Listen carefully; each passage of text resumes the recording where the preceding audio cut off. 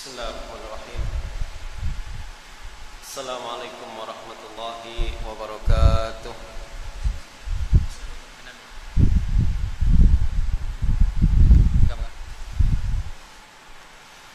Alhamdulillah Rabbil Alamin. Wassalatu wassalamu ala Sayyidina Maulana Muhammadin wa ala alihi wa sahbihi ajma'in. Rabbi anfa'na bima 'allamtana wa 'allimna ma yanfa'una warzuqna 'ilman yuqarribuna ilaika ya rabbal alamin. Allahumma faqqihna fid din wa 'allimna at-ta'wil waftah 'alaina futuhal 'arifin bika ya rabbal alamin. Wa la haula wa la quwwata illa billahil 'aliyyil 'azim.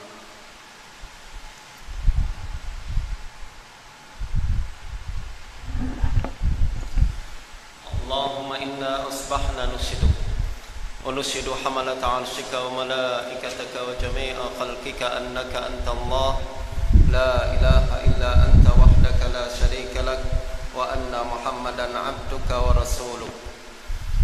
Alhamdulillah, segala puji bagi Allah Subhanahu wa taala. Salawat dan salam pada baginda Rasulullah sallallahu alaihi wasallam, juga pada para sahabat dan tabi'in, para ulama al-amilin. Moga Allah Subhanahu wa taala memberikan kita ilmu yang bermanfaat, memberikan kita kepahaman dalam ilmu hadis, dan juga memberikan kita istiqamah dan kekuatan untuk mengamalkan setiap ilmu yang kita pelajari, dan juga menjadi dan mengambil akhlak ahlul hadis dan mengamalkannya dalam kehidupan kita. Alhamdulillah, pertama-tama saya ucapkan banyak-banyak terima kasih kepada pihak penganjur, para pensyarah, tuan-tuan dan puan-puan yang sudi hadir dalam daurah kita pada hari ini. Dan kita akan membaca sebuah kitab yang ditulis oleh Imam Al-Hafiz Ibn Hajar Al-Asqalani yang bertajuk Nukhbatul Fikar fi Mustalah Ahlil Hathar. Dan kitab ini adalah sebuah kitab yang sangat ringkas, berbincang berkenaan dengan ilmu hadis dan memberikan kita basic dalam ilmu hadis dan bagaimana menjaga dan memahami ilmu tersebut dengan sebaik-baiknya. Tuan-tuan dan puan-puan sekalian yang dirahmati oleh Allah Subhanahu wa taala. Nah, sebelum kita membaca buku ini, ada beberapa perkara yang mungkin saya nak bagi dan kongsikan kepada tuan-tuan dan puan-puan sekalian. Nah, ilmu hadis ni tuan-tuan, yang pertama, pembukaan atau perkara pertama yang ingin saya sampaikan adalah kita mesti memiliki tasawur yang tepat berkenaan dengan ilmu hadis ini. Kita mesti memiliki pandangan yang tepat berkenaan dengan ilmu hadis. Apa dia ilmu hadis, apa fungsi dia, dan macam mana sepatutnya kita melihat ilmu yang satu ini. Sebab kesalahan atau konsep yang tidak tepat berkenaan dengan ilmu hadis, dan macam mana kita nak meletakkan ilmu ini pada tempat yang sepatutnya, akan membuat kita silap dalam memahami dan mengamalkan ilmu ini. Nah, tuan-tuan puan-puan sekalian, ilmu hadis Nabi, kalau boleh saya, ilmu hadis atau ilmu mustalah yang kita sebut sebagai ilmu mustalah, ilmu mustalahul hadis, sebenarnya dalam agama kita adalah sebuah ilmu yang sangat penting. Fungsi ilmu ini adalah untuk memelihara sunnah dan hadis Nabi sallallahu alaihi wasallam. Nah, macam mana kita boleh mengetahui dan boleh menggunakan ilmu ini sebagai ilmu yang memelihara sunnah Nabi adalah apabila kita mengetahui terlebih dahulu macam mana ilmu ini, macam mana hadis dan sunnah Nabi sallallahu alaihi wasallam dihimpun kemudian dijaga oleh para ulama kita. Nah, kita kembali kepada apa yang berlaku beberapa ratus tahun yang lalu. Kita berlalu bahkan 1000 tahun yang lepas. Apabila baginda Nabi sallallahu alaihi wasallam masih hidup lagi, maka apa yang dilakukan oleh para sahabat adalah mereka mendengar, memperhatikan dan menghafal setiap ucapan yang telah disampaikan oleh baginda Nabi. Mereka juga memperhatikan setiap perbuatan yang dilakukan oleh baginda Nabi, bahkan takrir baginda, diam baginda pun mereka perhatikan dengan sebaik-baiknya. Mereka tahu dan sedar bahwa setiap yang diucapkan Nabi dan dilakukan oleh baginda Nabi, dia adalah salah satu bentuk penetapan tasyri' agama kita. Dia akan menjadi salah satu rujukan dalam menentukan akidah dan syariah dan bahkan akhlak dan adab umat Islam. Justru mereka memperhatikan dengan sebaik-baiknya apa yang Nabi lakukan, mereka hafal, bahkan sesetengah sahabat pun menulis apa yang Nabi ucapkan. Seperti yang dilakukan oleh Sayyidina Abdullah bin Amr bin As, dilakukan juga oleh sesetengah sahabat seperti Ibn Abbas, Abu Hurairah, bahkan beliau diriwayatkan punya beberapa catatan tertentu berkenaan dengan hadis Nabi. Nah, apabila sahabat Nabi menghimpun hadis-hadis baginda Nabi sallallahu alaihi wasallam dan mengingati perkara tersebut, dan kita boleh melihat bahwa selepas baginda Nabi sallallahu alaihi wasallam meninggal dunia, maka para sahabat sudah melakukan tugasan mereka dengan sebaik-baiknya. Mereka kumpul dan mereka kemudian amalkan dalam kehidupan mereka. Pada masa berikutnya para sahabat kemudian sampaikan kepada para tabi'in. Tabi'in pun melakukan apa yang dilakukan oleh para sahabat Nabi. Nah, pada masa-masa berikutnya mereka sudah memerlukan, ada hajat besar untuk menulis apa yang telah mereka terima daripada orang-orang sebelum mereka. Lalu berlakulah apa yang disebut sebagai tadwin.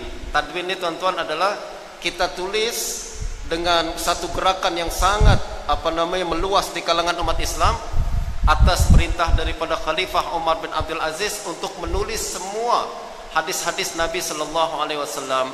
Sebab cabaran pada hari itu menuntut mereka untuk menulis hadis. Padahal sebelumnya belum ada lagi keperluan dan hajat untuk menulis hadis Nabi secara besar-besaran, dijadikan dalam sebuah kumpulan buku-buku tertentu yang boleh dibaca oleh semua orang.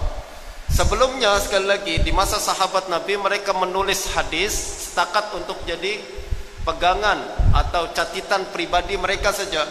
Kalau mereka lupa, boleh merujuk kepada buku-buku tersebut, bukan untuk dipublish, bukan untuk diketahui orang ramai. Nah, pada masa tadwin memang disengaja buku hadis dikumpulkan lalu untuk disebarkan kepada orang ramai. Ini perbezaan antara menulis hadis di zaman sebelum tadwin dan selepas tadwin. Nah, tuan-tuan dan puan-puan sekalian, apabila hadis dikumpulkan, ditulis dalam buku-buku, sudah mulai ada istilah-istilah teknikal yang mereka gunakan. Paling kurang adalah hadis ini bersambung atau tidak bersambung, sahih atau tidak sahih. Lalu kemudian sama ada perawi ini berjumpa dengan perawi tersebut atau tidak berjumpa. Nah, ini yang berlaku. Kemudian ada istilah-istilah teknikal tertentu yang mereka gunakan. Nah, para ulama ahli hadis pada zaman itu, karena mereka yang kumpulkan hadis, karena mereka yang melakukan tadwin, istilah-istilah teknikal macam ini mereka tahu semua. Jadi kalau mereka menggunakan hadis ini mursal, mereka tahu apa makna mursal. Kalau mereka mengatakan hadis ini munqati', mereka tahu apa makna munqati'. Kalau mereka mengatakan hadis ini sahih atau dhaif, mereka sudah tahu. Nah, semakin berkembang tadwin, proses pengumpulan hadis, semakin berkembang juga istilah-istilah teknikal ini. Jadi, lalu kita akan melihat bahwa istilah-istilah yang mereka gunakan ini makin lama. Yang pertama mula-mula memang sikit saja, tapi makin lama makin banyak, makin banyak, makin banyak. Nah, selepas tadwin selesai dibina, dikumpulkan, selepas tadwin selesai, semua hadis Nabi dikumpulkan, lalu para ulama masuk ke dalam tahapan-tahapan pemeliharaan hadis. Jadi hadis pada zaman abad kedua Hijrah, kata Imam Syafi'i, semua hadis, tak ada satu hadis pun yang terlepas daripada pandangan para ulama. Mereka sudah kumpulkan semua hadis tersebut. Pada masa yang sama, istilah teknikal itu pun sudah mulai mereka gunakan. Dan makin lama kemudian makin banyak istilah-istilah yang mereka gunakan, sebab hadis memang tidak bertambah dan tidak berkurang, akan tapi sanad makin lama makin panjang. Betul tak? Sanad makin lama makin panjang. Justru perbahasan sanad yang makin lama makin panjang ini melahirkan banyak istilah-istilah baru juga. Banyak juga istilah-istilah yang baru kemudian yang semula sahih dan dhaif saja misalkan akan berkembang menjadi mu'dal juga, akan menjadi mudallis juga, ada tadlis, ada juga maudhu, ada juga istilah-istilah lain yang sangat banyak berkembang. Nah, pada mulanya tuan-tuan pada abad 2 dan 3 Hijrah, sekali lagi istilah-istilah ini mereka gunakan hanya circulated atau digunakan dalam kalangan-kalangan pakar saja. Jadi mereka pakar yang kumpulkan hadis, mereka juga yang gunakan istilah, mereka faham apa makna-makna istilah tersebut. Justru tak pernah ada isu berkenaan apa makna istilah-istilah ini. Sampailah kemudian apabila ilmu hadis masuk ke dalam fasa kemunduran. Ini yang disebut oleh Imam Ibn Salah dalam kitab Muqaddimah Ibn Salah. Beliau mengatakan dulu ilmu hadis sangat hebat, para ulamanya pun hebat-hebat, mereka mengetahui semua istilah dan mereka faham apa makna istilah yang mereka gunakan. Akan tetapi sekarang pada masa Ibn Salah dalam abad ke-6 atau 7 Hijrah, beliau mengatakan pada sekarang ahli hadis sudah mulai berkurangan, ahlul hadis sudah mulai banyak yang hilang, banyak yang sudah meninggal dunia. Yang ada adalah orang-orang yang baru nak belajar hadis. Nah, justru mereka perlu kepada penjelasan istilah-istilah yang pernah digunakan oleh ulama ni. Kalau kita tengok tuan-tuan, kitab pertama ilmu hadis nanti kita akan tengok dia adalah kitab yang ditulis selepas ulama-ulama hadis macam Imam Bukhari sudah tak ada lagi, macam Imam Tirmizi sudah tak ada lagi, Muslim sudah tak ada lagi. Nah, istilah kitab mustalah hadis kemudian lahir, kitab ilmu yang disebut sebagai mustalah hadis kemudian lahir adalah untuk menjelaskan istilah-istilah yang digunakan oleh ulama-ulama sebelumnya. Jelas tuan-tuan, dulu ulama cakap istilah-istilah tersebut mereka gunakan secara praktikal dan mereka faham apa maknanya. Mereka tak letakkan takrif sahih adalah sanad yang bersambung bla bla bla panjang tu, mereka tak pernah cakap. Tuan-tuan tengok takrif sahih Bukhari, pernah jumpa ke tak? Padahal Imam Bukhari imam pertama yang menulis kitab Sahih Bukhari, betul tak? Tapi dia tak pernah katakan yang saya maksud sahih adalah setiap hadis yang sanadnya bersambung, yang setiap hadis perawinya macam ni. Tak pernah kita jumpa takrif Imam Bukhari berkenaan dengan sahih. Tak pernah kita jumpa takrif Imam Muslim berkenaan dengan sahih. Padahal dua-duanya menulis kitab sahih. Ini bermakna apa tuan-tuan? Mereka gunakan istilah ni dan mereka faham. Dan mereka ketika cakap perkara ni, mereka cakap kepada kalangan-kalangan pakar dan mereka pun faham. Cuma ketika pakar sudah mulai hilang, banyak yang meninggal dunia, ramai sudah meninggal dunia, baru kemudian orang-orang yang tak pakar macam kita ni tak faham. Kita pun tanya, Ustaz, Imam Bukhari cakap kitab dia kitab sahih, apa makna sahih Ustaz? Kita akan jelaskan sahih ni maksudnya macam ni, dia adalah takrifnya macam ni dan lain sebagainya. Jelas tuan-tuan?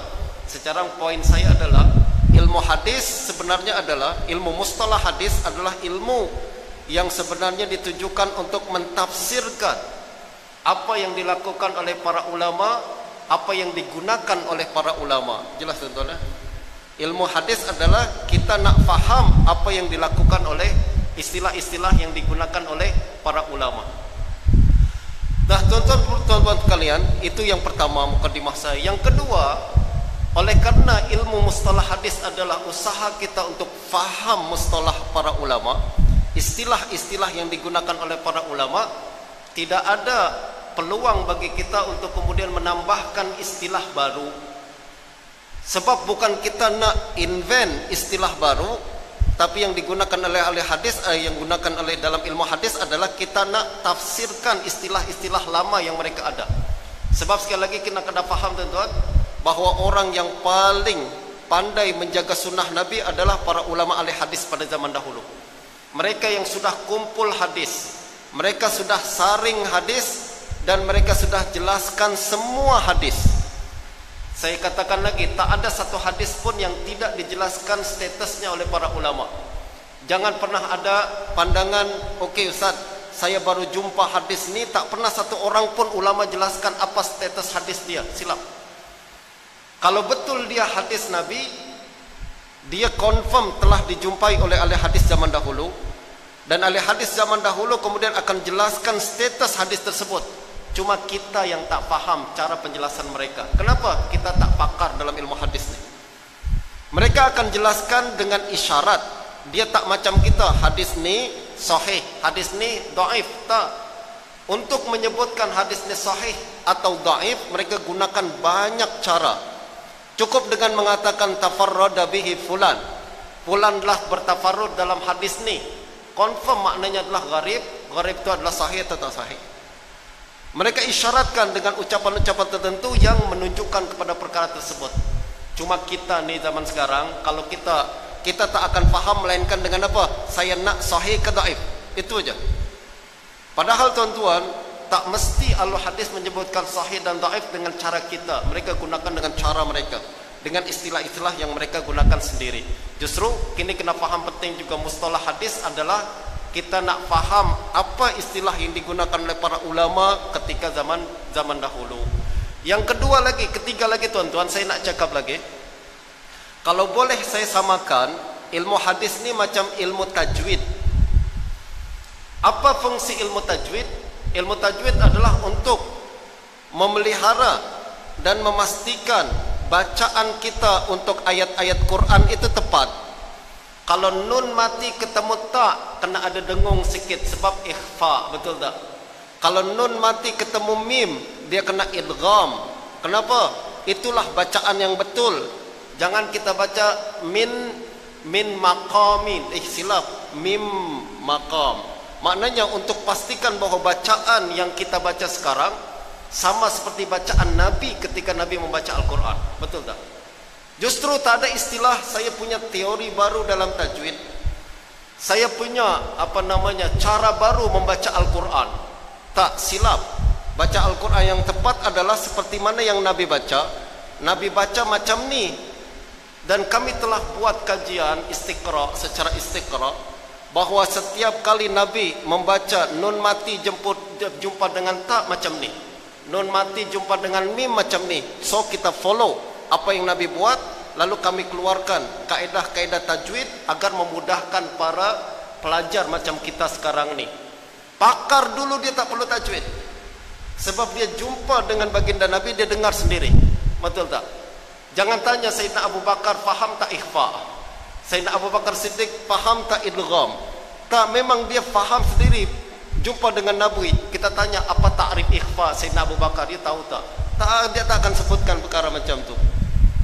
Tapi mereka tahu dan jumpa dengan Nabi. Begitu juga ketika hadis macam tu juga.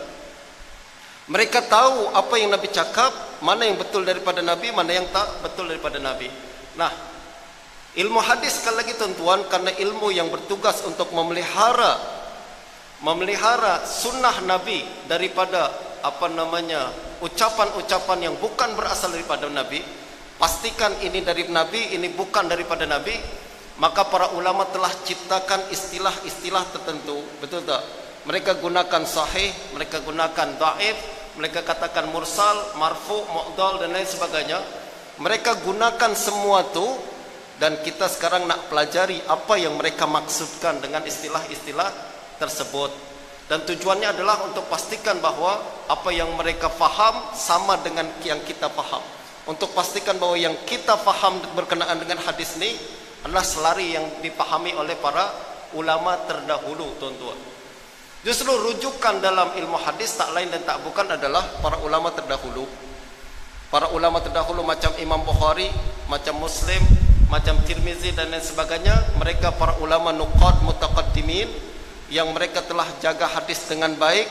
Mereka ciptakan mustalah-mustalah hadis tersebut dan mereka gunakan dalam kehidupan, dalam menilai hadis. Lalu keluarlah ilmu hadis sekarang yang kita nak pelajari. Kita nak faham apa yang dimaksudkan oleh Bukhari ketika mereka katakan sahih. Kita nak faham apa yang dimaksudkan Tirmizi ketika dia berkata hasan sahih dan gharib dan lain sebagainya. Kita kena rujuk kepada apa yang mereka gunakan. Berikutnya lagi tuan-tuan, yang keempat, berkenaan dengan mustalah hadis ni, saya pernah mengaji kitab Nukhbatul Fikar dengan Syekh Riyadil Khiraqi, dan beliau tuan-tuan, dan saya tasmik kitab Nukhbatul Fikar ni. kita hafal kemudian tasmih. Saya ingat waktu itu hafalan saya masih oke lagi. Saya hafal Nukhbatul Fikar dalam 2 hari, 1 hari pun dah khatam semua. Saya hafal semua dan tasmih. Karena udah tua lah, jangan tanya lagi, sudah lupa lah semua. Nah, saya baca kitab ni dan beliau kasih satu nasihat yang sangat baik. Dan juga saya nak bagi kepada tuan-tuan untuk betulkan konsep kita berkenaan dengan mustalah hadis. Beliau katakan apa? Belajar mustalah ni macam belajar nahu. Belajar mustalah macam belajar nahu. Apa dia? Kalau kita baca kitab nahu, Alfiyah Ibnu Malik, hatam dan hafal sekalipun, tapi kalau kita tak pernah praktikkan dalam i'rab, kita belum tahu nahu sama sekali. Betul tak? Kita faham, hafal semua kitab Alfiyah Ibnu Malik, kitab nahu yang paling hebat, kita dah hafal semua. Tapi kita tak pernah i'rab. Ni bentuk kalimat daraba Zaidun, mana fa'il, mana fa'il, mana isim, mana fi'il. Daraba Zaidun Amran misalkan, kita tak pernah i'rab mana fa'il, mana maf'ul. Kita tak akan tahu nahwu juga. Walaupun you hafal teori macam manapun. Begitu juga ilmu mustalah hadis.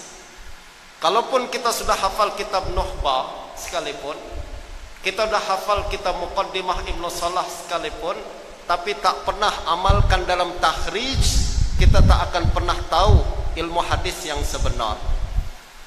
Jelas tuan-tuan ya? Jadi kita kena praktik. Kita kena tengok kepada sanad. Kita kena tengok perawi, nama-nama perawi dan lain sebagainya, baru kita betul-betul mengetahui ilmu hadis. Sekali lagi, ilmu hadis memerlukan teori dan praktik. Macam orang yang belajar ilmu tajwid, hafal semua teori tajwid tapi tak pernah praktikal, dia tak akan betul juga lidah dia membaca huruf-huruf tertentu. Begitu juga orang yang belajar nahwu tapi tak pernah teori saja tapi tak amalkan secara praktikal, maka dia tak akan pernah nahwi dengan sebenar-benarnya. Tuan-tuan, demikian adalah mukaddimah saya berkenaan dengan apa hakikat ilmu hadis, mustalah hadis, untuk kita tahu macam mana kita meletakkan diri kita dan macam mana kita mendapatkan kaedah yang sebenar berkenaan dengan ilmu yang sangat penting ini. Dan sekarang kita tuan-tuan, masa kita akan membaca kitab ini hingga pukul 4 insyaallah sampai petang hari, dan kita bermula pukul 10. Nanti kita akan, sekarang ini pukul 10, kita akan berehat sekejap dalam pukul 11.30. 11.30 tuan-tuan.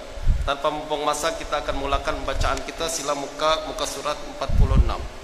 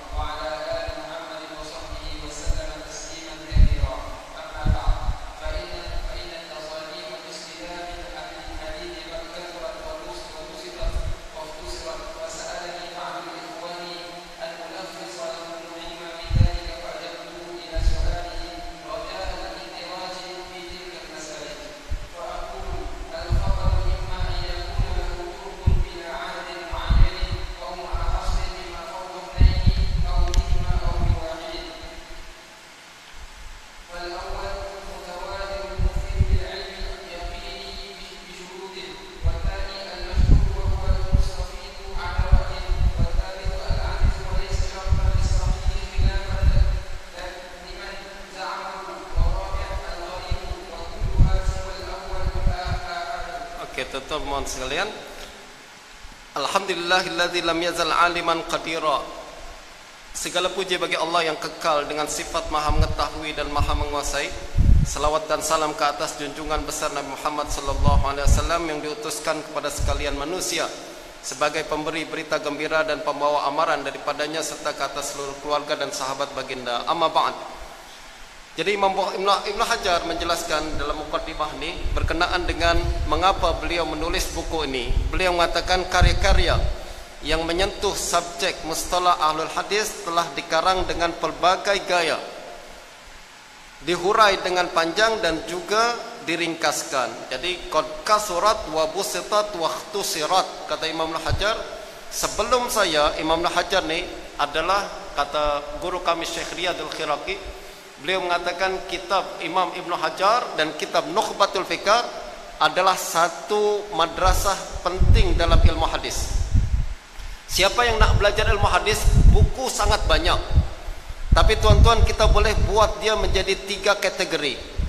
Yaitu pertama, madrasah menjadi 3 aliran. Pertama ada aliran Al-Khatib Al-Baghdadi. Dia jadi satu aliran sendiri. Kalau tuan-tuan ada masa nanti rujuk, cari semua kumpulan buku-buku Khatib Al-Baghdadi. Lalu berikutnya adalah madrasah Ibnu Salah. Ibnu Salah, tuan-tuan, dia telah ringkaskan semua perbahasan-perbahasan mustalah sebelum beliau dalam sebuah buku bertajuk Muqaddimah Ibnu Salah. Semua ulama selepas Ibnu Salah merujuk kepada Ibnu Salah. Justru penting sangat kita baca kitab Ibnu Salah ni, Muqaddimah Ibnu Salah. Saya ingat Syekh Riyadil Khiraqi selalu baca kitab Muqaddimah Ibnu Salah, hatam ulang lagi, hatam ulang lagi. Saya paling kurang baca Muqaddimah Ibnu Salah dengan Syekh Riyad kurang lebih 3 atau 4 kali hatam. Sebab beliau setiap hatam dia akan ulang semula. Beliau katakan kena hafal nih, kena ingat. Kita faham madrasah Ibnu Salah, kita faham perbincangan mustalah hadis pada zaman tersebut. Sampailah datang Ibnu Hajar dalam kitab Matan Nukhbah ni dan kitab-kitab yang lain. Beliau adalah satu madrasah sendiri yang sudah keluar daripada madrasah Ibnu Salah. Justru perbincangan mustalah hadis dalam Ibnu Hajar berbeza, banyak perkara berbeza dengan perbincangan yang disebutkan oleh Ibnu Salah dalam Muqaddimah Ibnu Salah. Kalau Ibnu Salah, tuan-tuan, dia rujuk kitab-kitab ke Khatib Al-Baghdadi, ke kitab Ibn Abil Bar, kitab Al-Hakim Naisaburi, rujuk kepada Imam Tirmizi. Justru pandangan Ibnu Salah lebih dekat kepada ahli hadis sebelum yang lama nih. Imam Ibnu Hajar sudah mulai ada peralihan daripada perbincangan ilmu hadis dari yang pernah disebutkan oleh Ibnu Salah. Beliau coba supaya pembagian ilmu hadis ni agar mudah difaham oleh pelajar. Nanti kita akan tengok dia bagi pendekatan kepada sabar wa taksim. Saya boleh cakap berat sikit kata tuan-tuan ni atau belah kalau saya cakap terlalu tinggi sangat. Digunakan pembagian ni, pembagian yang mudah dihafal, mudah diingat, pembagian yang mudah dan senang difaham. Akan tapi tuan-tuan, kadang yang disebutkan oleh Ibnu Hajar dalam perbahasan ni berbeza dengan yang disebutkan oleh para ulama sebelumnya. Nah, bagi para pemula seperti kita mubtadiin, tengok kitab Ibnu Hajar ni sebagai perkara yang pembuka jalan saja, pembuka jalan. Nanti tuan-tuan semakin tinggi kita belajar, semakin kita akan dapati perbincangan akan yang lebih dalam lagi insyaallah. Beliau katakan karya-karya yang menyentuh subjek mustalah al-hadis telah dikarang dengan pelbagai gaya, maksudnya sangat banyak. Ada yang busitat wa ikhtusirat, ada yang ditulis dengan panjang, dengan syarah yang panjang, atau juga diringkas menjadi satu matan-matan yang ringkas dihafal. Namun beberapa orang fasa'alani ba'dul ikhwan an ulakhis salahul muhimma min dzalik. Sesetengah sahabat saya, maksudnya murid-murid saya, minta saya untuk menyimpulkan tajuk-tajuk yang penting saja berkenaan subjek tersebut. Maknanya apa? Ada orang datang pada Ibnu Hajar lalu berkata, ini kitab mustalah panjang sangat, boleh tak awak buat ringkasan, tulis yang ringkas, yang penting-penting saja. Dan tuan-tuan kena tahu bahwa Imam Ibnu Hajar menulis kitab ni ketika beliau masih muda lagi. Perbahasan beliau dalam kitab ni kadang berbeza dengan perbahasan beliau dalam kitab-kitab beliau sendiri. Nanti kita akan tengok perbahasan yang paling dalam Imam Ibnu Hajar bincang tentang mustalah adalah dalam kitab Nukat ala Ibnu Salah, ala Muqaddimah Ibnu Salah. Jadi nanti kalau tuan-tuan nak takhusus dalam hadis, selepas baca kitab Matan Nukhbah, kalau nak perbahasan lebih dalam lagi adalah baca kitab Ibnu Hajar bertajuk Nukat ala Muqaddimah Ibnu Salah. Dan perbincangan yang lebih dalam lagi beliau juga sebutkan secara praktikal dalam Fathul Bari. Tapi ini adalah kesimpulan-kesimpulan saja yang beliau ringkaskan dalam perbahasan ilmu hadis. Maka aku sahut permintaan mereka dengan harapan ia masih tertakluk pada bentuk penulisan yang disebutkan tadi. Lalu beliau mengatakan, fa'aqulu al-khabar imma an yakuna lahu turuqun bila adad muayyan au ma'a hasrin bima fawqal isnaini au bihima au biwahid. beliau mengatakan hadis ini khabar atau hadis adalah sama ada riwayat yang mempunyai beberapa jalan riwayatan tanpa suatu bilangan yang ditentukan, ataupun ia boleh mempunyai bilangan jalan periwayatan tentukan melebihi 2 atau terhad kepada 2 jalan periwayatan, ataupun sekedar 1 periwayatan saja. Apa maksudnya? Kata Ibnu Hajar, hadis ini ditengok daripada sanad-sanad dia terbagi menjadi 3 bagian.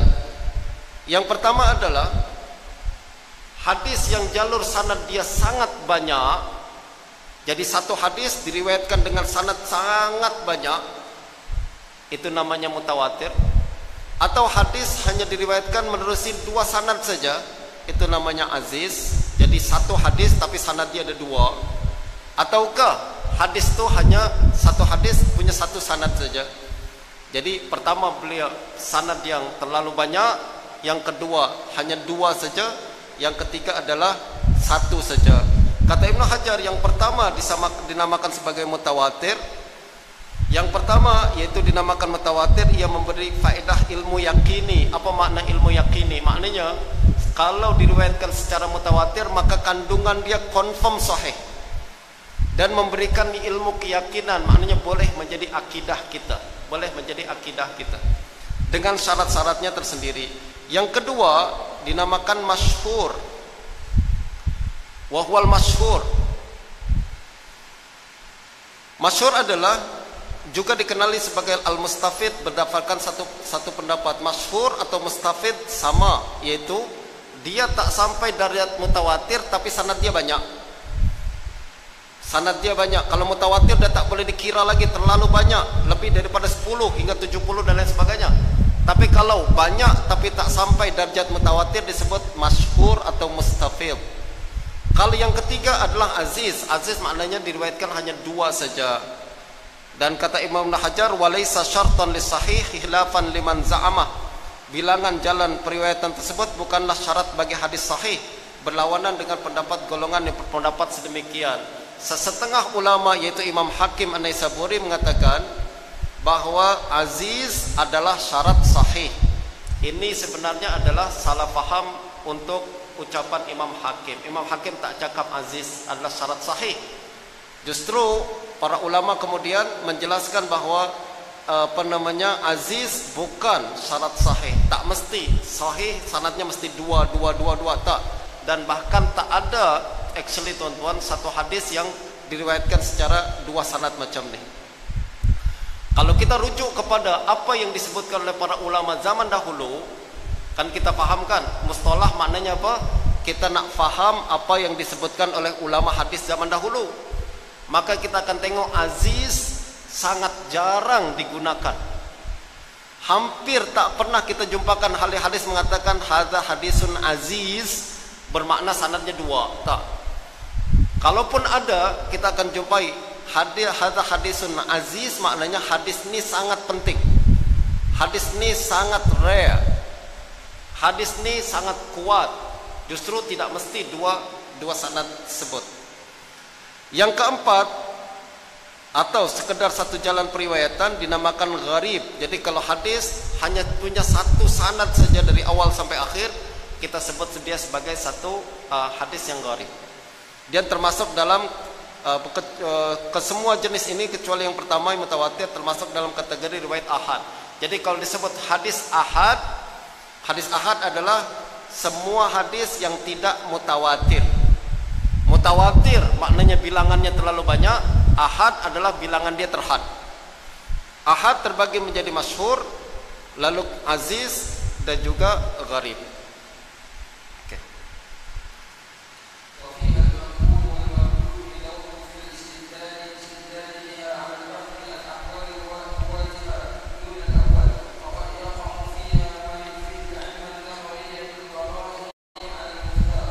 Riwayat ahad, jadi kita bincang baru sekarang ahad. Tadi macam mana? Ahad dapat dibagikan pada makbul dan mardud. Maknanya hadis ahad kita boleh katakan hadis ini sahih atau hadis ini dhaif. Masyhur kadang sahih, kadang dhaif. Aziz kadang sahih, kadang dhaif. Gharib kadang sahih, kadang dhaif. Tapi mutawatir tak. Mutawatir semua sahih. Itu maksudnya. Riwayat ahad dapat dibagikan pula kepada makbul dan mardud karena istidlal dengan riwayat sedemikian bergantung kepada penelitian terhadap keadaan perawinya. Maknanya kita tak boleh mengatakan hadis ini sahih atau tak, melainkan selepas kita kaji perawi-perawinya. Betul tak? That's why ahad terbagi menjadi sahih atau dhaif. Melainkan jenis yang pertama mutawatir. Kadangkala jenis khabar ni atau masyhur, aziz, gharib boleh memberi faedah ilmu nazari jika disertakan dengan petunjuk tertentu. Apa maksudnya? Kadang tadi kita katakan hadis mutawatir semua sahih dan sampai derajat yakini, betul tak? Boleh menjadi akidah, pandangan yang sangat kuat, keyakinan yang sangat kuat. Hadis ahad macam mana? Hadis ahad pun kadang boleh capai derajat tersebut, tapi dengan dalil-dalil, sokongan dalil tertentu. Misalkan para perawinya musalsal bil huffaz, kata Imam Ibnu Hajar, mungkin kita sebut dia capai hadis mencapai derajat keyakinan atau memberikan keyakinan. Tapi pada asalnya mutawatir yang sampai yakini. Ahad boleh jadi sahih, boleh jadi dhaif, dan kalau sahih boleh jadi sampai kepada yakin atau tak yakin.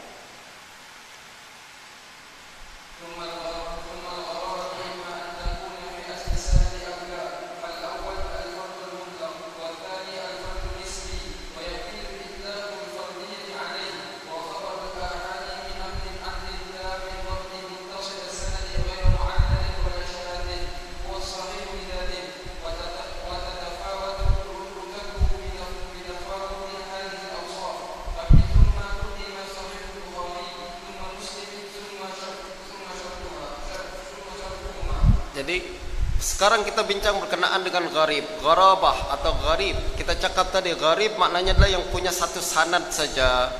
Dan gharabah boleh berlaku pada asal sanad atau selain asal sanad. Apa maknanya? Asal sanad ini adalah kalau dia meriwayatkan hadis, hadis ini diriwayatkan secara satu sanad saja, tak ada jalan lain sama sekali. Itu namanya asal sanad. Jadi hadis ini hanya diriwayatkan menerusi satu sanad saja, tak ada jalan lain. Macam innamal a'malu binniyat. Dia adalah gharib mutlak sebab hanya riwayat itu saja dan tak ada lagi riwayat yang lain yang sahih. Nah, adapun riwayat atau selainnya, dan ini disebut gharib mutlak.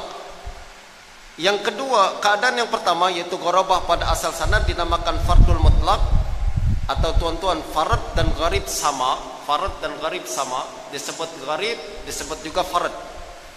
Keadaan yang kedua, gharabah pada selain asal sanad. Apa maksudnya gharabah pada selain asal sanad?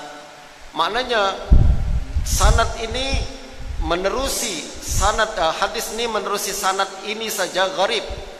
Tapi kalau menerusi sanad yang lain tak gharib. Maknanya hadis ini punya banyak sanad, tapi dari satu sanad ini saja yang gharib. Misal kita katakan hadis ini diriwayatkan daripada Abu Hurairah, Anas bin Malik, Ibnu Umar. Maknanya banyak perawi dia. Akan tapi menerusi sanad Ibnu Umar ini tak ada yang meriwayatkan daripada beliau melainkan Nafi misalkan. Maka kita katakan hadis ini gharib nisbi, yaitu bin nisbah ila riwayat Ibnu Umar gharib. Tapi bin nisbah kepada riwayat Abu Hurairah dan lain-lain tak gharib. Itu namanya gharib nisbi. Namun keadaan ini jarang diitlakkan dalam kategori farad.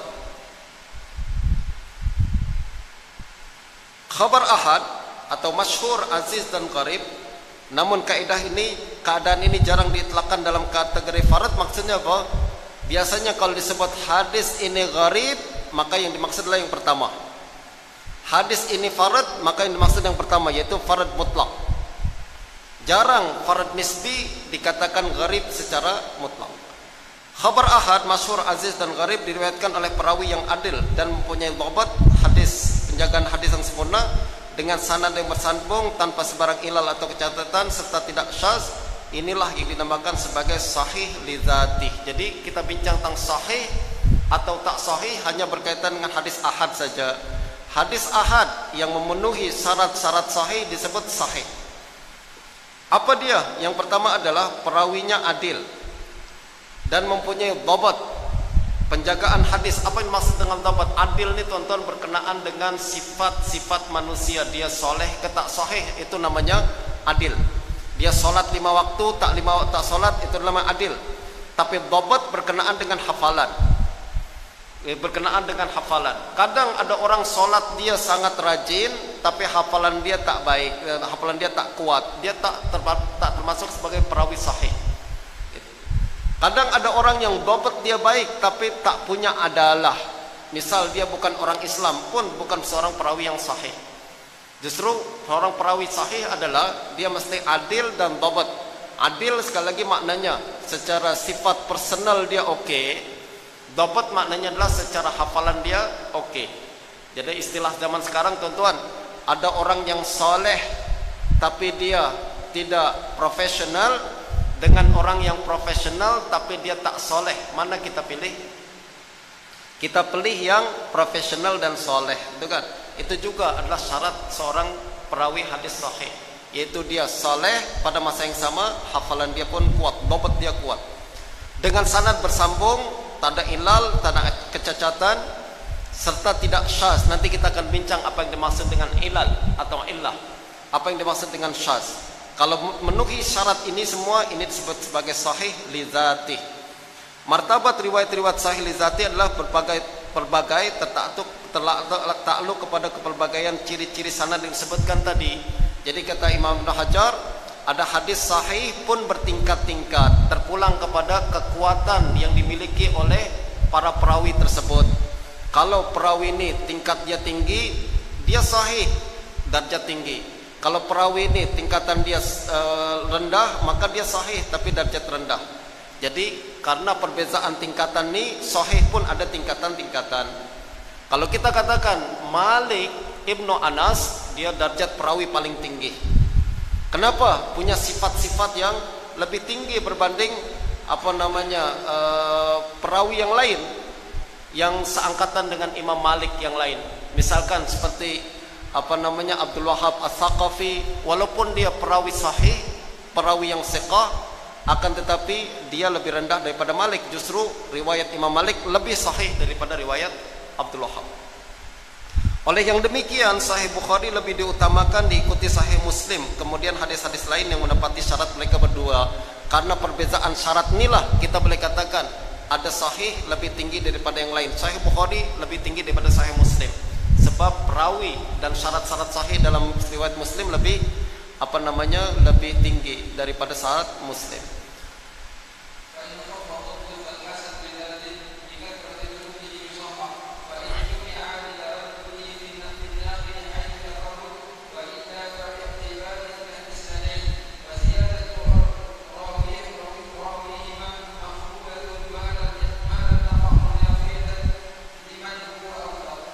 Jadi yang berikutnya adalah tadi kita cakap perawi sahih mesti adil dan dhabat yang sempurna, betul tak?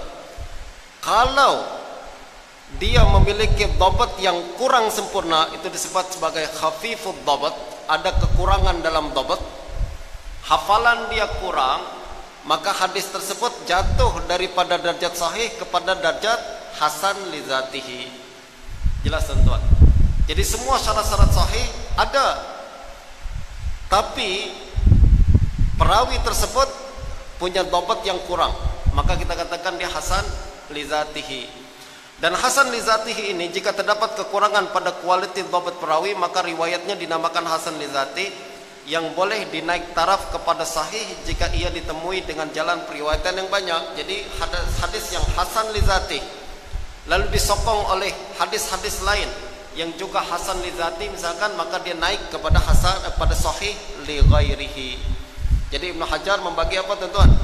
Ada hadis sahih li dzatihi, ada sahih li ghairihi.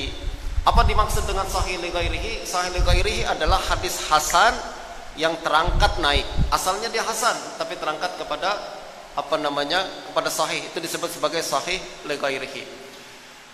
Lalu jika kedua-dua istilah ini hasan dan sahih digabungkan menjadi hasan sahih, maka dianggap sebagai suatu bentuk ketidakpastian oleh orang yang menukilnya. Falit taraddudi fin naqil haitsu tafarrud. Sebenarnya terjemahan ini agak susah saya nak follow tuan-tuan. Saya lebih suka bahasa Arabnya, boleh ke tak? Terjemahannya agak pening saya tengok terjemahan. Oke, fa in khaffad dhabat fal hasanu li dzatihi wa bi kasrati turuqihi yusahhah fa in jumi'a, kalau dihimpun antara hasan sahih. Apa maknanya? Tadi sekali lagi, ilmu mustalah hadis maknanya adalah kita nak faham istilah kan. Siapa yang sering guna kalimat hasan sahih? Hasan sahih Imam Tirmizi. Apa makna hasan sahih? Maka kata Ibnu Hajar, falit taraddudi fin naqil haitsu tafarrud. Maknanya adalah karena ada keraguan berkenaan nakil. Nakil ini perawi. Perawi ini kita ragu-ragu sama ada dia darjat sahih ke dia darjat hasan. That's why disebut hasan sahih. Maknanya saya tak pasti sama ini hadis ini hasan atau sahih. Karena perawi saya ragu-ragu darjatnya, dapat dia tinggi atau rendah. Jelas tuan. Itu tafsiran pertama. Itu kalau sanad tersebut haitsut tafarrud. Kalau sanad itu cuma satu saja, sanad ini hanya diriwayatkan oleh perawi ini saja, justru kita nak hukumkan dia sahih ke atau hasan. Kita ragu-ragu lah, dapat dia tinggi ke rendah. Tadi kita cakap kalau tinggi sahih, kalau rendah hasan. That's why kita gabungkan hasan sahih. Maknanya adalah ragu-ragu saya sama ada ini hasan atau sahih. Wa illa fa bi'tibaril isnadain. Kalau sanad hadis tersebut ada dua sanad, maka kita katakan yang satu sahih, yang satu hasan. Kalimat hasan sahih maknanya hadis ini hasan juga sahih, karena ada dua sanad. Jelas tuan? Kalau ada satu sanad hasan sahih maknanya hasan atau sahih. Tapi kalau ada dua sanad hasan sahih maknanya adalah hasan juga sahih juga. Karena ada satu sanad sahih, satu sanad hasan. Ini makna hasan sahih.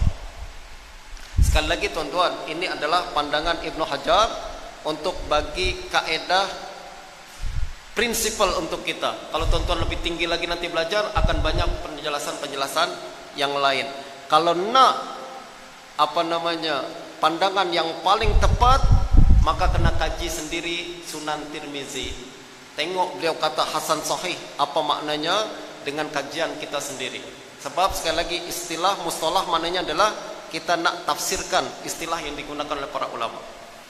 Wa ziyadatu rawihi ma maqbulatun ma lam taqa' munafiatan liman huwa awsaq. Ziyadah perawi sahih dan ziyadah perawi hasan makbulah diterima. Apa makna ziyadah ni? Ini perbahasan ziyadah siqah, tuan-tuan. Perbahasan ziyadah siqah. Ziyadah siqah adalah kalau ada satu orang perawi menjelaskan, meriwayatkan satu hadis. Misalkan riwayat daripada Ubaidullah bin Umar Al-Umari, daripada Nafi', daripada Ibnu Umar, daripada Nabi sallallahu alaihi wasallam, daripada Ibnu Umar beliau mengatakan faradha Rasulullah sallallahu alaihi wasallam zakatul fitri ala kulli abdin wa hurrin zakarin wa unsa, macam tu aja. Jadi riwayat siapa nih? Ubaidullah daripada Nafi', daripada Ibnu Umar. Beliau mengatakan Rasulullah mewajibkan zakat fitrah kepada setiap orang merdeka ataupun hamba, laki-laki atau perempuan, satu sok tamar, satu sok kurma. Macam tu aja. Imam Malik meriwayatkan hadis ni juga daripada Nafi', juga daripada Ibnu Umar, tapi dengan satu tambahan. Apa dia? Rasulullah mewajibkan zakat fitrah kepada laki-laki dan perempuan, hamba ataupun merdeka, daripada kalangan muslimin. Ada kalimat minal muslimin. Ubaidullah tak sebut minal muslimin, tapi Imam Malik sebut minal muslimin. Itu namanya ziyadah. Jelas tuan-tuan? Satu kalimat yang ditambah oleh riwayat Imam Malik yang tidak terdapat dalam riwayat Ubaidullah bin Umar, padahal kedua-duanya meriwayatkan daripada guru yang sama. Kita rujuk, Imam Malik ni perawi hasan ke perawi sahih atau perawi dhaif? Kita cakap perawi sahih dia. Kata Ibnu Hajar, tambahan yang berasal daripada perawi sahih macam ni makbulah, diterima. Maknanya minal muslimin sahih, tidak silap. Jelas tuan-tuan? Minal muslimin sahih. Kalau tambahan tersebut daripada perawi dhaif, semua perawi sahih tak ada tambah kalimat minal muslimin, tapi ini seorang perawi dhaif tambahkan kalimat yang mereka tak sebutkan, maka kata Ibnu Hajar dia tidak termasuk yang diterima, maknanya dilemahkan tambahan tersebut. Itu adalah berkenaan dengan ziyadah thiqah. Jadi kata Ibnu Hajar, perawi hasan atau perawi sahih kalau dia menambahkan satu kalimat maka diterima. Malam taqa' munafiatan liman huwa awsaq, selagi mana tidak menafikan riwayat yang lebih thiqah daripadanya. Jadi secara asal riwayat perawi thiqah diterima, melainkan kalau tambahan tersebut bertentangan dengan riwayat yang lebih sahih daripada dia, justru ditolak. Ini adalah kaidah awal daripada asas.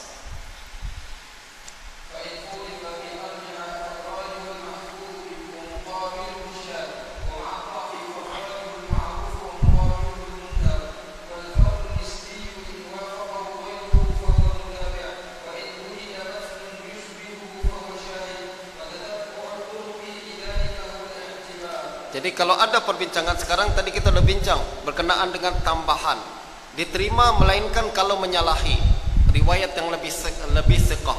Sekarang fa in khulifa bi arjah farrajihul mahfuz wa muqabiluhu syaz. Tadi perawi thiqah bertentangan dengan perawi thiqah.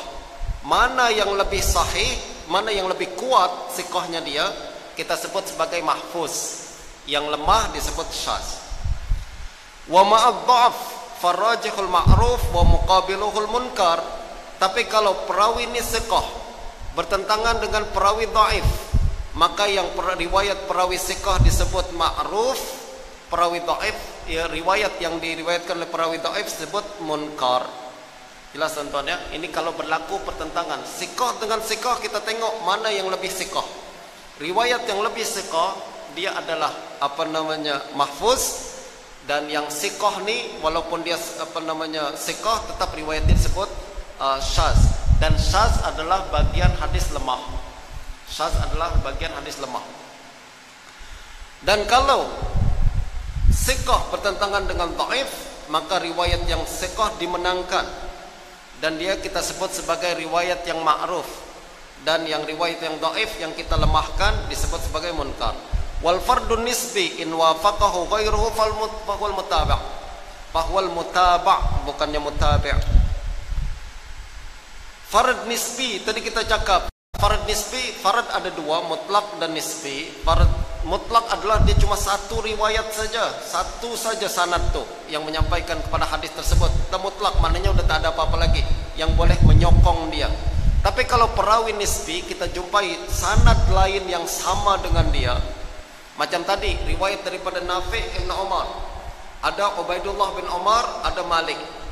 Maknanya dua-dua murid daripada Nafi', betul tak? Nah, ini riwayat ni kalau saling menyokong kita sebut mutaba'. Yang satu mutaba'at, untuk yang kedua disebut mutaba'ah, saling sokong menyokong. Fa in wujida matnun yusbihuhu fa huwa syahid. Sekarang sanad ni cuma satu saja, tak ada yang menyokong dia dari segi sanad. Tapi ada yang menyokong dia dari segi matan yang sama daripada perawi, daripada sahabat Nabi yang sama, kita sebut sebagai syahid. Jadi kalau mutaba'ah adalah sokongan dalam sanad, syahid adalah sokongan dalam matan. Wa tatabbu'ut turuq lidzalika huwal i'tibar. Kajian kita untuk mencari mutaba'at, mencari syawahid, proses itu disebut sebagai i'tibar.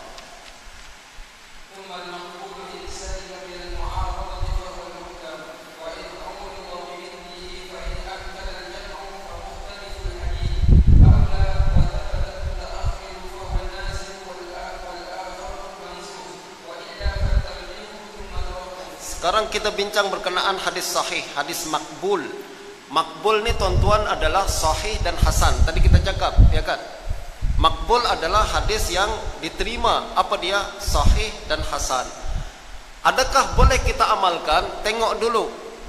Jika hadis sahih dan hasan ini tak ada yang menentang dia, tak ada mu'aradhah, tak ada sanad, tak ada hadis lain yang menentang dia, maka disebut hadis muhkam.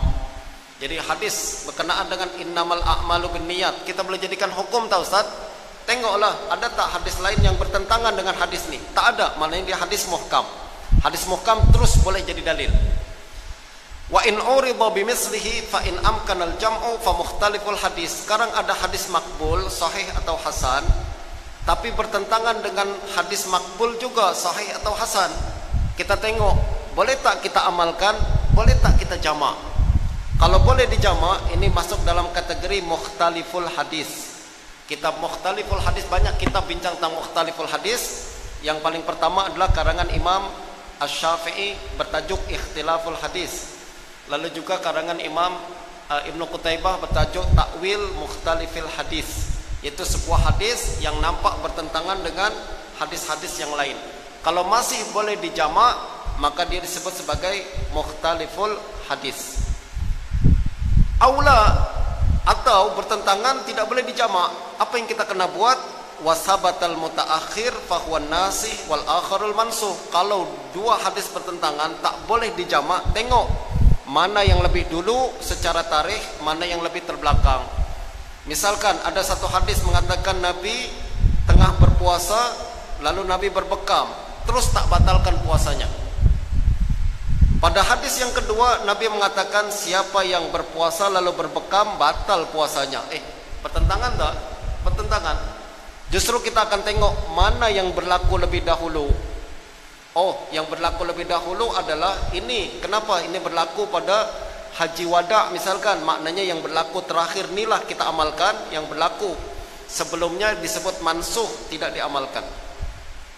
Wa illa fatarjih summa tawakkuf. Kalau kita ada jamaah hadis, dua hadis bertentangan satu sama lain, kita pun tak tahu mana yang dahulu, mana yang belakangan, maka kita kena buat tarjih.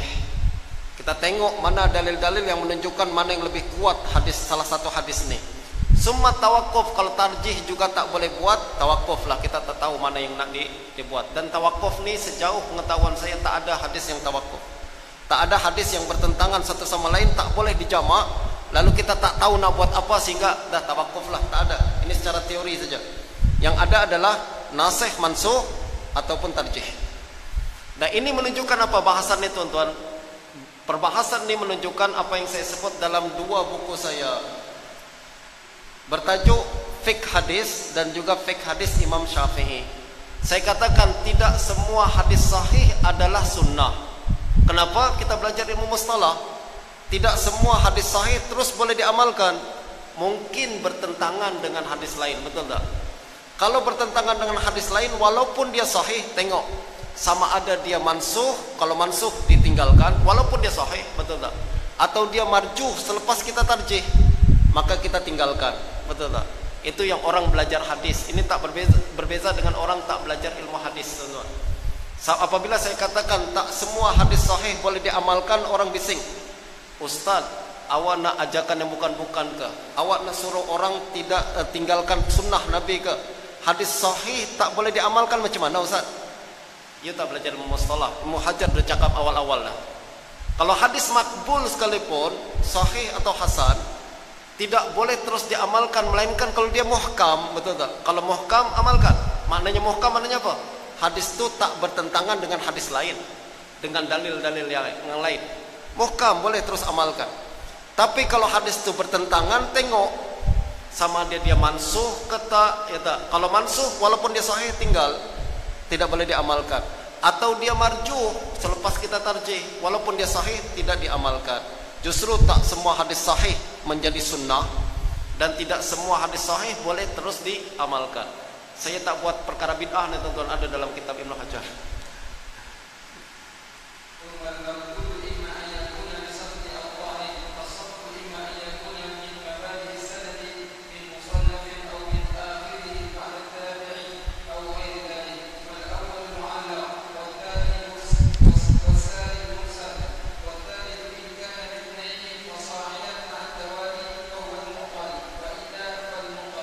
Sekarang kita masuk berkenaan dengan mardud. Tadi kita cakap makbul, hadis terbagi menjadi makbul dan mardud. Makbul adalah sahih dan hasan, kita terima, boleh jadi amalan dengan syarat tidak mu'arad, tidak bertentangan dengan dalil lain, betul tak? Sekarang kita masuk kepada mardud. Maknanya adalah hadis yang dilemahkan. Kita nak tengok dulu hadis yang dilemahkan ni, apa sebab dia dilemahkan? Banyak sebab. Yang paling pertama adalah saqat dan ta'an.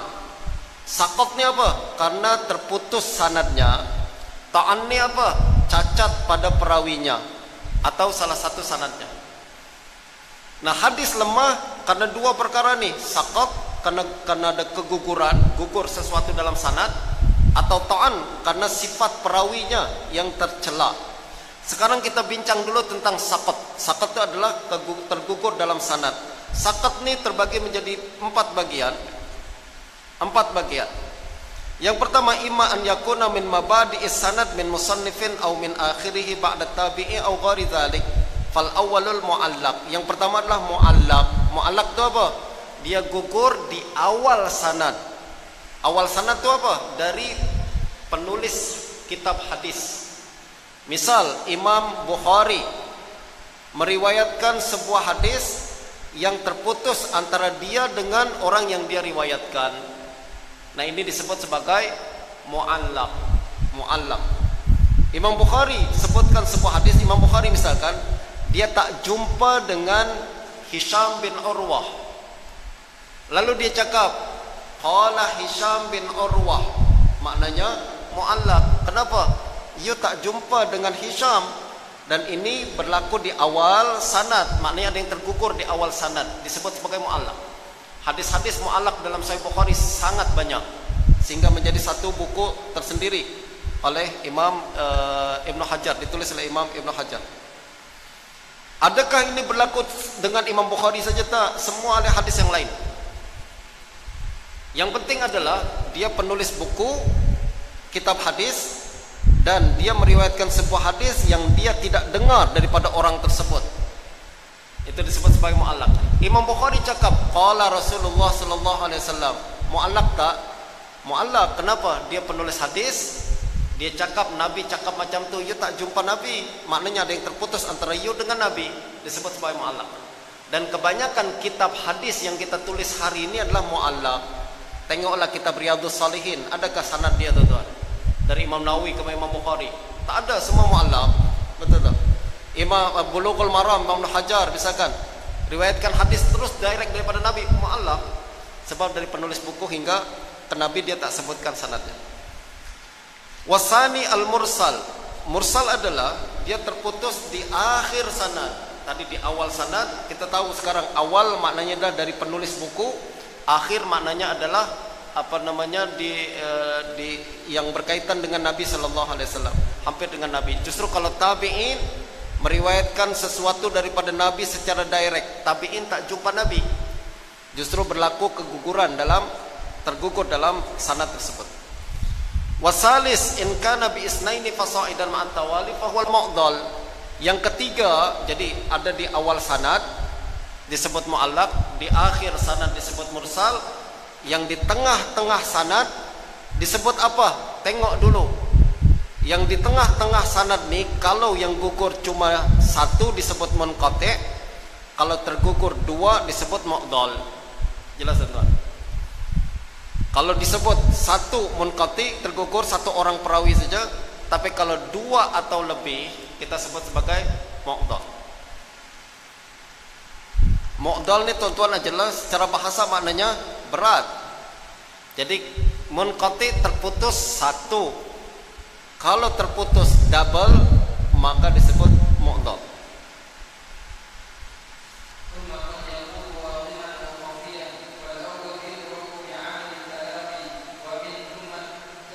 Sama.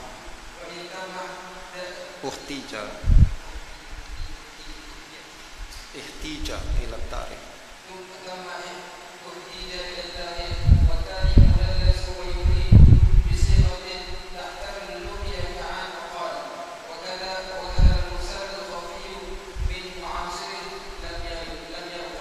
Nah sekarang qad yakunu, kadang saqat nih, tergugur nih, atau munqati' nih, kadang wadih, kadang khafi. Wadih maknanya adalah jelas.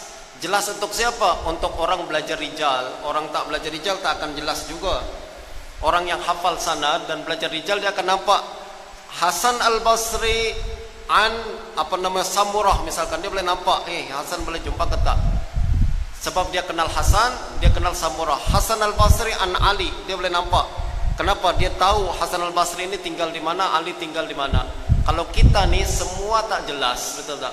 So kita nih bukan dikira sebagai sama ada jelas tak jelas mengikut pandangan kita, bukan, tapi mengikut pandangan Ahlul Hadis. Nah, summa qad yakunu, kadang-kadang sakat ini dapat diperhatikan dengan jelas, kadang-kadang tersembunyi.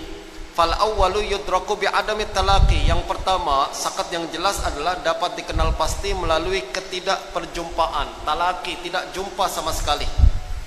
Maknanya kalau seorang perawi tak jumpa dengan perawi ini, misalkan Bilal an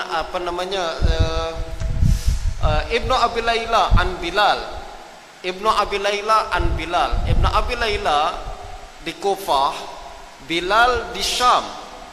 Justru kalau kata Imam Syafi'i munqati. Kenapa? Sebab Bilal di Kufah, Bilal di Syam, Ibnu Abi Laila di Kufah. Kalau dia meriwayatkan daripada Bilal, maknanya terputus, tak ada perjumpaan. Jadi diperlukan apa? Justru ia memerlukan kepada ilmu tarikh. Ilmu tarikh berkaitan dengan bila dia lahir, bila dia wafat, di mana dia tinggal, di mana dia tinggal. Kita cari, kita tengok, maka kita boleh tahu ini bersambung ke tak bersambung. Kalau dengan ilmu sejarah perkara tersebut terbukti, maknanya ini terputus jelas. Ini terputus jelas, confirm dia tak jumpa, makna confirm dia terputus. Yang kedua, sakat yang tersembunyi dinamakan mudallas. Mudallas ini agak leceh sikit. Mudallas ini berkaitan dengan attitude perawi. Dia jumpa dengan guru dia, tapi dia tak jelas, dia meriwayatkan sesuatu yang tidak dia dengar daripada gurunya. Misalnya macam kita juga dalam kelas ni tuan-tuan, kita nampak orang keluar daripada USAS ni bawa sertifikat, saya telah belajar ilmu ilmu hadis di university. Oh, maknanya you pakar hadis? Belum tentu. Kadang dia tak datang pun kelas hadis, betul tak? Tapi orang tahu dia datang belajar di university. Betul, itu namanya mudallas. Jangan kita bawa sertifikat menjadi tadlis pula tuan-tuan. Orang yang benar tak tadlis adalah dia datang kelas, dia hadir dan dia sampaikan ilmu yang dia dapat, ya kan? Tapi kalau dia cakap aku datang kelas padahal dia tak datang, dia dapat sertifikat tapi dia tak hadir kelas, maknanya tadlis lah. Sebab dia tak menerima apa yang dia sampaikan kepada orang lain. Tadlis ni yaridu bisiqatin tahtamilul luqi ka'an wa qala. Tadlis menggunakan kalimat yang boleh jadi menunjukkan dia jumpa atau tak jumpa, seperti an dan qala. Yang bersambung nanti kita akan belajar tuan-tuan. Kalau yang confirm bersambung adalah kalau perawi mengatakan sami'tu, saya dengar Imam Malik cakap macam ni, confirm dia sambung, berjumpa maknanya. Atau akhbarana Malik, confirm dia dengar daripada Malik. Haddatsana Malik, confirm. Tapi kalau dia cakap an Malik, an ni boleh jadi dia jumpa, boleh jadi tak jumpa. Atau qala Malik, boleh jadi jumpa, boleh jadi tak jumpa. Justru ini disebut sebab kalau orang tersebut terbukti pernah satu kali saja meriwayatkan sesuatu dengan cara macam ni, sesuatu ni dia tak dengar tapi seolah-olah dia sampaikan dia dengar, maka disebut mudallis dan riwayat dia tidak diterima, melainkan kalau betul-betul dia sebutkan haddatsana, akhbarana atau sami'tu. Wa kadza al-mursalul khafi min mu'asirin lam yalqa. Begitu juga mursal khafi. Mursal khafi berbeza dengan tadlis. Dia adalah keterputusan, dia terputus yang khafi, yang tak jelas, yang sukar nak didetek. Justru tadlis karena sukar nak didetek, apa yang dilakukan oleh hadis? Kita tak boleh hukumkan terputus atau bersambung, melainkan merujuk kepada pakar ulama hadis. Ulama hadis cakap ini mudallis, jangan diterima, baru kita terima, baru kita tinggalkan. Dan kita kena rujuk para ulama dalam perkara ini. Begitu juga mursal khafi. Mursal khafi apa dia tuan-tuan? Dia hidup satu masa dengan guru dia, tapi tak pernah berjumpa. Misalnya kalau saya cakap, saya mendengar saya mengatakan, kalau saya meriwayatkan sesuatu daripada Syekh Dr. Nuruddin Itar. Saya bersambung, saya dah jumpa belajar sama Syekh. Tapi kalau saya meriwayatkan sesuatu dari Dr. Nuruddin Itar, sesuatu itu tidak pernah saya dengar sebenarnya daripada dokter. Saya dengar daripada kawan. Tapi kalau saya sebut kawan daripada dokter, panjanglah sanad saya. Saya cakap Dr. Itar cakap macam ni, padahal saya tak dengar direct, maka saya mudallis. Tapi kalau saya cakap tentang seseorang yang tak pernah saya jumpa sekarang ni, siapa kira yang tak pernah jumpa sekarang ni, yang hidup semasa, dah meninggal dunia, mungkin Syekh Albani misalkan. Misalnya saya udah besar ketika Syekh Albani masih hidup. 99 beliau meninggal dunia kan. Usia saya waktu itu dalam 20 tahunan. Saya hidup semasa dengan dia, tapi tak pernah jumpa dengan dia dan tak pernah belajar apa-apa daripada dia. Lalu tiba-tiba saya sampaikan, tuan-tuan, Syekh Albani pernah cakap macam ni. Dia jumpa ke tak jumpa? Kalau saya cakap jumpa pun tuan-tuan akan percaya kan, sebab usia saya dekat. Tapi ini sesuatu yang saya sampaikan daripada orang yang hidup semasa dengan saya, dan sesuatu itu tak pernah saya dengar. Justru disebut sebagai mursal khafi. Apa beza riwayat tersebut dengan Dr. Itar? Dr. Itar saya jumpa, lebih halus lagi. Tuan-tuan susah lagi nak detect sama ada saya dengar betul-betul ke tak. Kenapa saya jumpa direct dengan Dr. Itar? Saya belajar, orang kenal semua seluruh dunia bahwa saya belajar sama dia. Tak tahu seluruh dunia ketak, berapa orang tahu bahwa saya belajar daripada dia. Maknanya kalau saya riwayatkan sesuatu daripada Dr. Itar, maknanya orang akan percaya saya sangat betul kan, sebab saya memang murid dia. Tapi kalau Syekh Albani, saya bukan murid dia, akan tapi hidup semasa dengan dia. Kalau saya riwayatkan sesuatu daripada dia dan orang-orang tak tahu bahwa saya jumpa ke tak jumpa dengan dia, justru kebanyakan orang akan percaya saja. Tapi itu disebut sebagai mursal khafi. Jelas.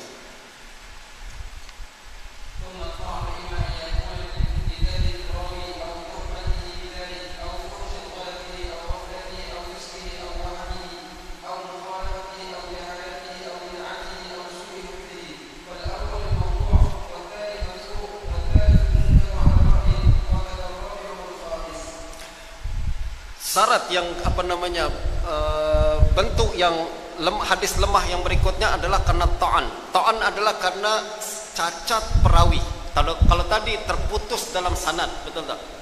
Itu adalah menyebabkan hadis tersebut lemah. Sekarang yang menyebabkan hadis lemah yang berikutnya adalah cacat dalam diri perawi. Apa saja cacat-cacat yang dikira sebagai melemahkan sanad atau melemahkan hadis?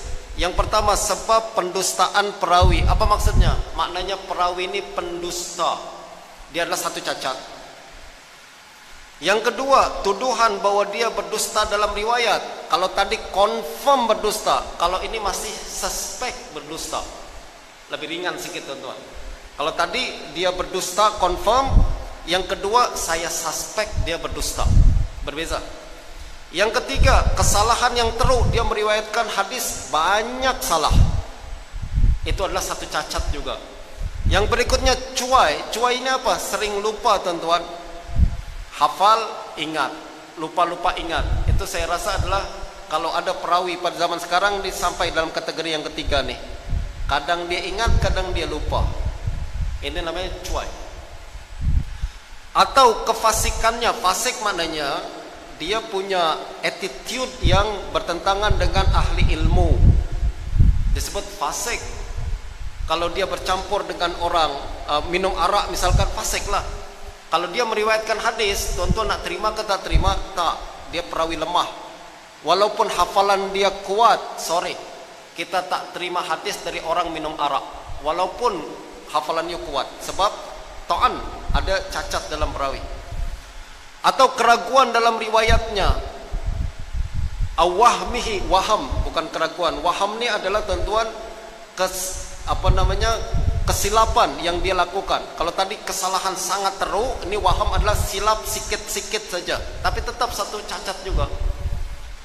Au mukhalafatihi, atau mukhalafah, dia sering meriwayatkan sesuatu yang bercanggah dengan riwayat-riwayat yang lain. Macam tadi kita cakap, kadang perawi siqah bermukhalafah dengan perawi thiqah. Lalu kita cakap apa? Mana yang lebih kuat di antara keduanya kan? Yang lebih thiqah itu kita menangkan. Maknanya walaupun dia thiqah tapi mukhalafah, riwayatnya cacat. Au jahalatihi, atau dia majhul. Majhul pun dikira sebagai cacat. Au bid'atihi, atau dia ahli bid'ah. Ahli bid'ah ini tuan-tuan bukan orang buat tahlil, tapi ahli bid'ah adalah berkenaan dengan akidah dia. Mu'tazilah ahlul bid'ah, Syiah ahlul bid'ah, Khawarij ahlul bid'ah. Itu semua yang kita bincangkan dengan ilmu riwayat. Kalau Mu'tazilah meriwayatkan hadis, kita katakan sorry, riwayat ini ada cacat pada perawinya. Cacat apa? Fasik. Tapi dia sholat Ustaz, tak minum arak. Ini fasik i'tiqad. Fasik i'tiqad adalah bid'ah. Kalau fasik perbuatan, minum arak, itu fasik biasa. Kenapa bid'ah di reject? Sebab dia fasik i'tiqad, berkaitan dengan i'tiqad yang menyalahi ahlus sunnah wal jamaah. Au su'i hifzihi, atau hafalan dia tak bagus, hafalan dia tak kuat. Hafalan dia tak kuat maknanya apa tuan-tuan? Kebanyakan riwayat dia oke, tapi adalah beberapa perkara dia silap. Beza dengan teruk hafalan, maknanya kebanyakan hafalan dia silap. Dia punya hadis 199 silap, teruklah hafalan dia. Kalau dia punya hadis 190 oke, 10 silap, biasalah. Itu namanya hafalan pun tak kuat. Walaupun hafalan dia tak kuat sangat, tapi dikira sebagai kesalahan. Fal awwalul maudhu, yang pertama dikira sebagai hadis maudhu. Siapa yang pertama? Yang confirm pendusta. Kalau ada seorang perawi kazab, dia meriwayatkan hadis, kita katakan hadis ini maudhu. Tuan-tuan kena rujuk kitab Maudhu'at Ibnul Jauzi, kita akan nampak perkara ini. Perawi ini kazab, perawi ini pendusta. Kalau dia confirm pendusta, itulah hukum perawi hadis yang maudhu.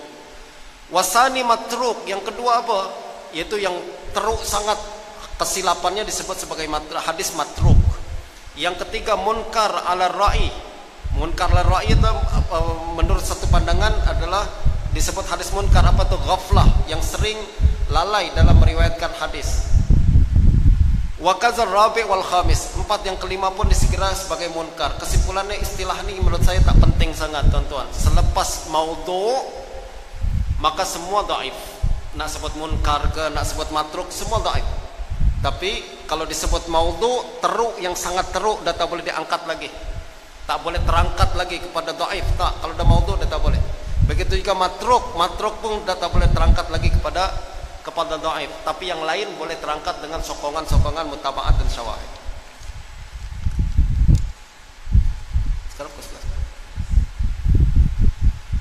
Tuan-tuan puan sekalian, kita rehat sini dulu dan kita akan lanjutkan lagi selepas pukul 11.15 pagi untuk rehatkan tubuh dan minda kita sekejap. Sallallahu alaihi wasallam Muhammadin wa alihi wasallam.